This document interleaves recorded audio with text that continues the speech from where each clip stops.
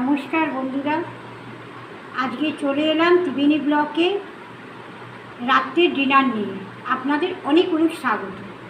কী ঘরে বানিয়েছি দেখাচ্ছি। গরম গরম রুটি, এই এক্ষুনি বানালাম। গরম গরম রুটি করেছি, তার সঙ্গে খাসির মাংস, মটন কারি, খুব সুন্দর। দেখুন, মটন কারি, তার সঙ্গে স্লাদ, শসা, পেঁয়াজ, কাঁচা লঙ্কা, তার সঙ্গে ছানার জিলেপি। কীরকম লাগছে ঘরে বানানো ডিশগুলো প্লিজ কমেন্ট করুন, বেশি বেশি শেয়ার করুন, আমাকে সাবস্ক্রাইব করুন। Nonveg mutton curry spicy tasty বানিয়েছি, তার সঙ্গে গরম গরম রুটি। ভালো থাকুন, সুস্থ থাকুন, ধন্যবাদ।